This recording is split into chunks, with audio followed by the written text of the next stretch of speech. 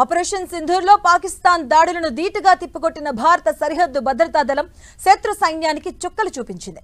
ఓవైపు మన గ్రామాలపైకి దూసుకొచ్చిన డ్రోన్లు క్షిపణులను నిర్వీర్యం చేస్తూనే పాకిస్తాన్ స్థావరాలను, టవర్లు, బంకర్లే లక్ష్యంగా దాడులు చేసింది.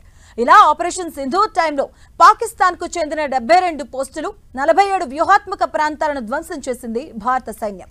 శత్రు దేశమైన పాక్ పై సైన్యం ఆధిపత్యం సాధించడం వెనుక విధ్వంసక ఆయుధాలు ఉన్నట్లుగా ప్రకటించింది బీఎస్ఎఫ్.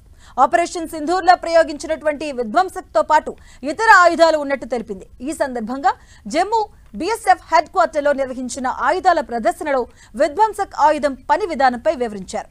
ఇక దేశీయంగా అభివృద్ధి చేసిన యాంటీ మెటీరియల్ రైఫిల్ విధ్వంసక్ పరిధి 1300 మీటర్ల నుంచి 1800 మీటర్లు. అవసరానికి అనుగుణంగా బ్యారెల్స్, బోల్టులు, మ్యాగజైన్లను మార్చుకోవచ్చు. ఒక్కో మ్యాగజైన్ లో 3 రౌండ్లు ఉంటాయి. శత్రువుల రహస్య ప్రదేశాలు, బంకర్లు, ట్యాంకర్లు, బుల్లెట్ ప్రూఫ్ వాహనాలను నాశనం చేయగలదు. దేశీయంగా తయారు చేసిన ఈ ఆయుధం ఆపరేషన్ సింధూర్ సమయంలో అన్ని లక్ష్యాలను ధ్వంసం చేసినట్లుగా బీఎస్ఎఫ్ అధికారులు వెల్లడించారు.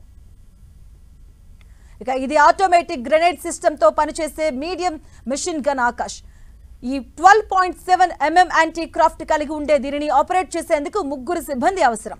నిమిషానికి 650 నుంచి 1000 రౌండ్ల వరకు కాల్పులు జరుపుతుంది. ప్రవహించే నీటిని కూడా ఆపగలదు.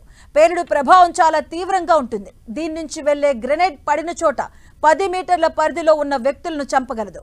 ఇటీవల ఆపరేషన్లో పాక్ దాడులను ఎదుర్కొనేందుకు దీన్ని ఉపయోగించామన్నారు. ఇక దీంతోనే పాక్ అబ్జర్వేషన్ అవుట్ పోస్ట్ ను ధ్వంసం చేశాం. ఈ ఆయుధంతో శత్రుమూకల సరిహద్దు నుంచి తోకముడిచాయంటూ బీఎస్ఎఫ్ అధికారులు పేర్కొన్నారు.